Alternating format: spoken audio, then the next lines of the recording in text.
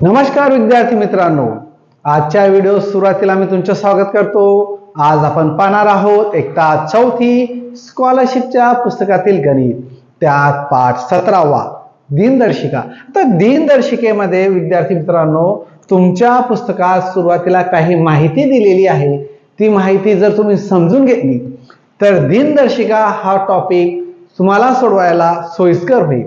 आता पाहूया या ठिकाणी काय दिलेलं आहे। आता इंग्रजी महिने म्हणजे ग्रेगोरियन महिने किंवा ग्रेगोरियन वर्ष असं आपण त्याचा उल्लेख करत असतो, आणि भारतीय सौरवर्ष म्हणजे मराठी महिने हे तुम्हाला लक्षात ठेवायचं आहे। पुढे पाहूया, जानेवारी पासून डिसेंबर पर्यंत एकूण किती महिने आहेत, कोणता महिना किती दिवसांचा आहे, आणि लीप वर्ष असेल तर फेब्रुवारी महिना हा किती दिवसांचा येईल, ह्या गोष्टी तुम्हाला समजून घ्यायच्या आहेत। त्यानंतर भारतीय सौरवर्ष म्हणजे मराठी महिने हे तुमचे तोंडपाठ असले पाहिजे। त्यानंतर कोणता मराठी महिन्यात किती दिवसांचा आहे हे तुम्ही लक्षात ठेवायचं आहे। आणि जसं फेब्रुवारी महिन्यात दिवस कमी जास्त होतात, त्याच पद्धतीने चैत्र महिना यात सुद्धा 30 किंवा 31 दिवस म्हणजे दिवस कमी जास्त होत असतात। हा तक्ता तुम्ही लक्ष देऊन व्यवस्थित समजून घ्यायचा आहे। आणखी एक गोष्ट त्यात महत्वाची, अग्रायणलाच मार्गशीर्ष असे म्हणतात, नाही तर मार्गशीर्ष महिना कोणता, अग्रायण महिना कोणता, असं गडबड करू नका। काही प्रश्न असेही येतात विद्यार्थी मित्रांनो की गणपती हे मराठीच्या कोणत्या महिन्यात गणपतींची स्थापना होत असते, हे तुम्हाला काही गोष्टी समजून घ्यायच्या आहेत। आता माझ्या सांगण्यावरून तुम्हाला काही गोष्टी कळल्या असतील की ज्या माहिती मी या ठिकाणी देत नाहीये तीही तुम्हाला अभ्यासायची आहे। म्हणजे मराठी महिन्यात सण कोणत्या महिन्यात येत असतो तेही तुम्हाला लक्षात ठेवायचं आहे। आणि इंग्रजी महिन्यात सुद्धा नवरात्र, दिवाळी, दसरा, नाताळ कोणत्या महिन्यात कोणत्या तारखेला येतात, ह्या गोष्टी तुम्ही लक्षात ठेवायच्या आहेत। वळूया पुढच्या भागाला। पुढे आहे लीप वर्ष। मग लीप वर्ष कोणाला म्हणायचं की ज्या वर्षी एक दिवस वाढलेला असतो। मग कसा सर, तर सर्वसाधारण वर्ष हे 365 दिवसांचे येत असतं आणि लीप वर्ष हे 366 दिवसांचे येत असतं। त्यामध्ये सगळ्यात महत्वाचं लीप वर्ष ओळखणार कसं, तर यासाठी विद्यार्थी मित्रांनो पहा, लीप वर्षात आता या ठिकाणी लीप वर्ष असेल, आता 2024 आहे, तर शेवटच्या 2 अंकांना जर 4ने पूर्ण भाग गेला, ज्याला आपण म्हणतो निशेष भाग देणे, जर 4ने या शेवटच्या 2 अंकांना पूर्ण भाग जात असेल तर ते वर्ष हे लीप वर्ष असते, हे लक्षात ठेवायचं आहे।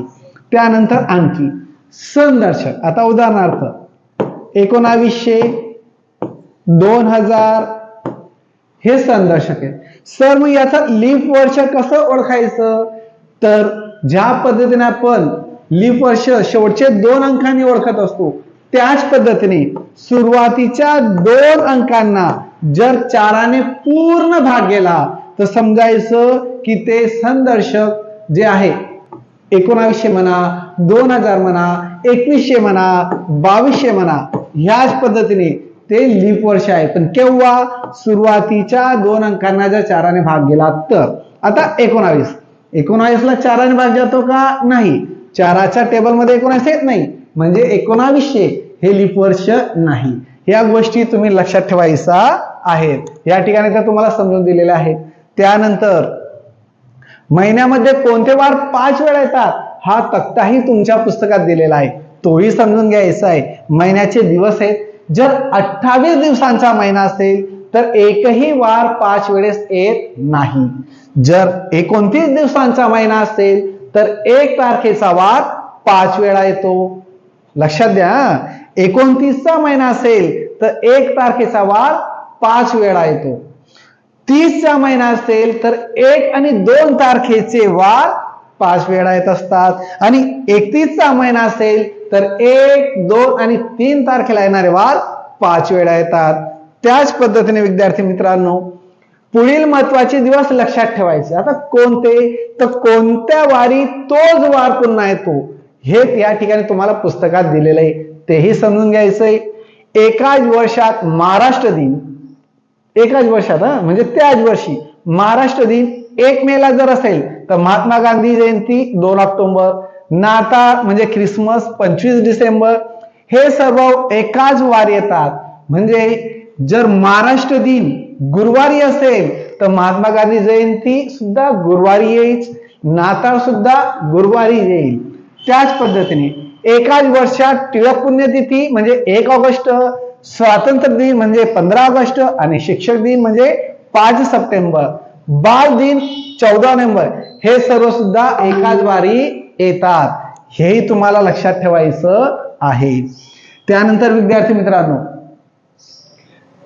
तुम्हाला संदर्शक आता काही या ठिकाणी दिलेली नाहीये माहिती, ती माहिती तुम्हाला ही स्वतः शोधून अभ्यास करून मिळवायची आहे की कोणत्या वारी काय असतात. आता बालिका दिन, तर बालिका दिन काय तारखेला येते, तर 3 तारखेला. मग कोणत्या महिन्यात येते, या सर्व गोष्टी तुम्हाला लक्ष देऊन समजून घ्यायचं आहे. आणि त्या तुम्हाला तुमच्या पुस्तकात नसतील तर अवांतर दुसऱ्या पुस्तकातून शोधून घ्यायचा आहेत, नाही तर मग गणिताच्या पुस्तकात ते दिलेल्या आहेतच.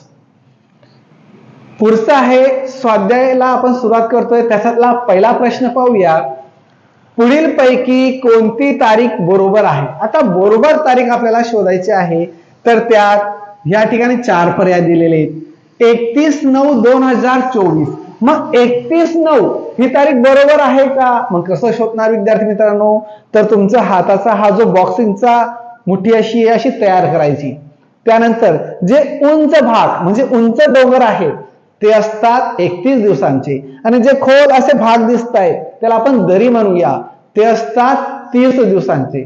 फक्त फेब्रुवारी महिना हा एक तर 28 दिवसांचा असेल किंवा 29 दिवसांचा असेल, हे तुम्ही लक्षात ठेवायचंय. मात्र या ठिकाणी 9, मग या ठिकाणी बघा 1 तारीख, 2 तारीख, 3, 4, 5, 6, 7, 8, 9, 9 खाली आला म्हणजे 9वा महिना हा किती दिवसांचा असेल, 30 दिवसांचा.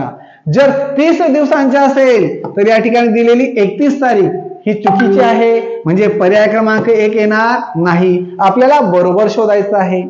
त्यानंतर 29/2/2024. आता दुसरा महिना एक तर 28 दिवसांचा असतो किंवा 29 दिवसांचा. मग लीप वर्ष आहे काय शोधूया. शेवटचे आहे दिलेले 2023. 2023 मधले शेवटचे 2 अंक 4च्या टेबलने त्या संख्येला पूर्ण भाग जात नाही, म्हणजे निशेष भाग जात नाही, म्हणजे हे लीप वर्ष नाही. आणि लीप वर्ष नसेल तर हा किती दिवसांचा येईल, 28. इथं दिलेला आहे 29, म्हणजे हेही चुकलेलं आहे.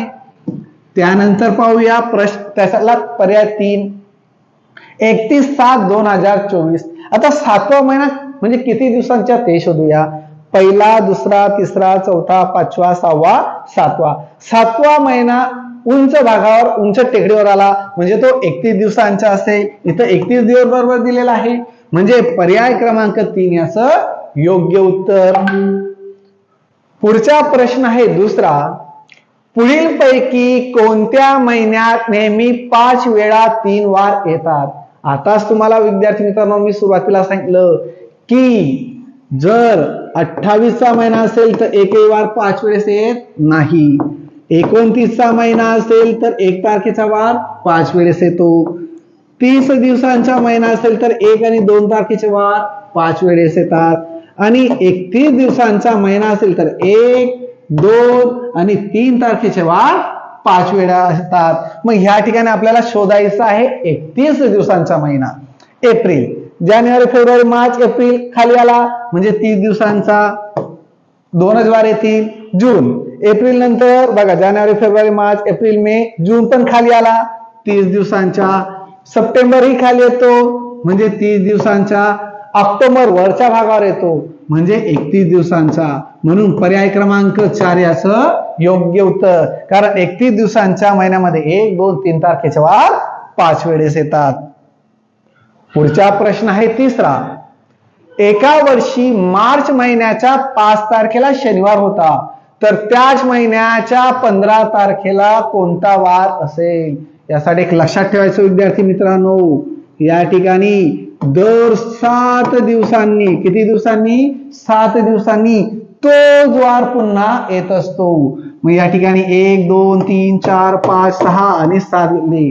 तर या ठिकाणी जर घेतला सोमवार, मंगळवार, बुधवार, गुरुवार, शुक्रवार, शनिवार आणि रविवार. रविवार आटोपल्यानंतर सोमवार पुन्हा 7व्या दिवशी कंटिन्यू येतोय, हे लक्षात ठेवायचं. मग ह्या ठिकाणी काय लक्षात ठेवणार? आता 15 तारखेचा वार विचारलाय, मग 15 मधून 5 वजा करायचे, उरले किती? 10. आता 10ला 7 ने भाग द्यायचा. 10ला कशाने भाग देणार? 7. कारण 7 दिवसांचा एक आठवडा असतो, एक आठवडा वजा करायचा. मग या ठिकाणी 7 ने त्याला भाग द्यायचा. 7 1 7. 10 मधून जर 7 गेले तर उरतात 3. आता हे उरलेले 3 दिवस विद्यार्थी मित्रांनो आपल्याला वार पुढे घेऊन जायचे.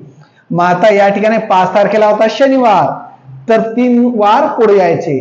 नंतर शनिवार नंतर रविवार, सोमवार, मंगळवार.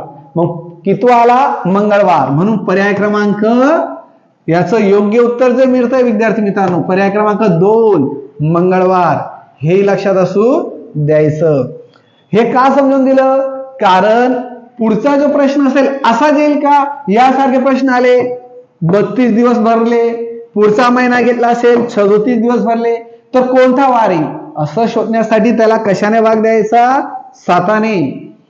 आणि पुढचा विचारला असेल तर तेवढे दिवस पुढे घ्या, आणि मागच्या विचारले असेल तर तेवढे वार किंवा तेवढे दिवस मागे घ्यायचे असतात. एवढं लक्षात असू द्यायचंय.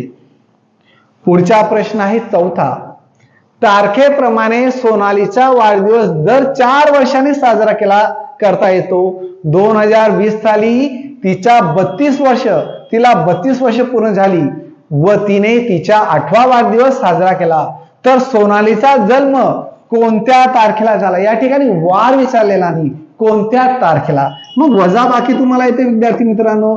2020 सांगितलेले, 32 वर्ष, म्हणून या ठिकाणी 32 वर्ष वजा करायची. वजा करूया. 10 का? कारण 0 मधून 2 जाते म्हणून 0 जसाच तसा. इकडे 1 हातचाला घेतला, इथं उरले 1. 10 मधून 2 गेले तर 8. एकामधून 3 वजा होत नाही म्हणून पुन्हा इकडनं गेला असं 0, तो 0ला इकडे दिला, इथं उरला 1, इथं झाले 10. इकडनं 1 दिला, इथं उरले 9. कारण वजाबाकी येते म्हणून इथं वेळ न घालवता तुम्हाला प्रॅक्टिस करायची आणि लवकर लवकर सोडवायचं आहे. 11 मधून 3 गेले तर उरतात 8. 9 हा जसाच तसा, 1 जसाच तसा. तर वर्ष मिळाले आपल्याला 1988, म्हणजे 1988. मग ह्या ठिकाणी असं कुठं दिसतंय? तर फक्त पर्याय क्रमांक 1 मध्येच, पर्याय क्रमांक 1 मध्येच. म्हणून पर्याय क्रमांक 1 याचं योग्य उत्तर, बाकीचे येणार नाही. किती सोपा प्रश्न होता. पुढचा प्रश्न आहे 5वा. 2024 मध्ये गांधी जयंती बुधवारी होती, त्याच वर्षी नाताळ कोणत्या वारी होता? आता या ठिकाणी बघा, गांधी जयंती आणि नाताळ, सुरुवातीला जी माहिती बघितली त्याच्यात दिलेल्या विद्यार्थी मित्रांनो की गांधी जयंती आणि नाताळ हे एकाच वारी येत असतात. म्हणून गांधी जयंती जर बुधवारी आली तर नाताळ पण केव्हा येईल? बुधवारी. म्हणून पर्याय क्रमांक 3 याचं योग्य उत्तर. म्हणून मी सांगितलं सुरुवातीला जी माहिती दिली ती व्यवस्थित समजून घ्या. पुढचा प्रश्न आहे 6वा. बालिका दिनानंतर किती दिवसांनी प्रजासत्ताक दिन येतो? आता बालिका दिन या ठिकाणी दिलंय विद्यार्थी मित्रांनो, 3 जानेवारीला बालिका दिन येत असतो. मग 3 जानेवारीला बालिका दिन आहे, तर प्रजासत्ताक दिवस येतो 26 जानेवारीला. मग 26 तारखेतून 3 दिवस वजा करूया. 3 दिवस वजा केले तर उरले किती? 23 दिवस. मग या ठिकाणी पर्याय मिळालं 1, 23. खूप सोपा प्रश्न होता विद्यार्थी मित्रांनो. पुढचा प्रश्न 7वा. त्याबद्दल समजून घ्या विद्यार्थी मित्रांनो, हे प्रश्न फक्त तुमच्या माहितीसाठी दिलेले आहेत. यासारखे प्रश्न तुम्हाला पेपरात येतील. त्यासाठी याचे सूत्र, फॉर्म्युले, काही गोष्टी लक्षात ठेवा किंवा पाठ करून घ्या. जर याच्यासारखे प्रश्न आले तर ते तुम्हाला सोडवता यायला हवे. पुढच्या प्रश्न सुरू करण्या अगोदर व्हिडिओला लाईक आणि सबस्क्राईब करायला विसरू नका. किंवा काहीतरी कमेंट करा की सर वा, तुमच्या माहितीमुळे आमच्या ज्ञानात भर पडली, तर मला खूप आनंद होईल. पुढचा प्रश्न 7वा आणि या स्वाध्यायाच्या शेवटचा, याचा भाग दुसरा तयार करू कारण व्हिडिओ खूप मोठा होतोय. म्हणून प्रश्न 7वा बघूया. 14 तारखेनंतर 5 दिवसांनी रियान प्रवासाला निघणार आहे. आता रियान प्रवासाला निघणार आहे तर प्रवासाला निघण्याची तारीख कोणती? पहा विद्यार्थी मित्रांनो, 14 तारखेनंतर सांगितलेलं आहे म्हणजे 14 तारखे पकडावी लागणार नाही. मग पुढचे 5 दिवस त्याच्यात मिळवा, कारण 14 तारखेनंतर मग ते मिळवायचे. मग हे होतात 4 आणि 5 9, हा एक जसाच तसा 19. मग उत्तर काय मिळालं? पर्याय क्रमांक 2, 19 तारखेला तो प्रवासासाठी निघणार आहे. धन्यवाद विद्यार्थी मित्रांनो, भेटूया उद्याच्या दिवशी पुढच्या व्हिडिओमध्ये.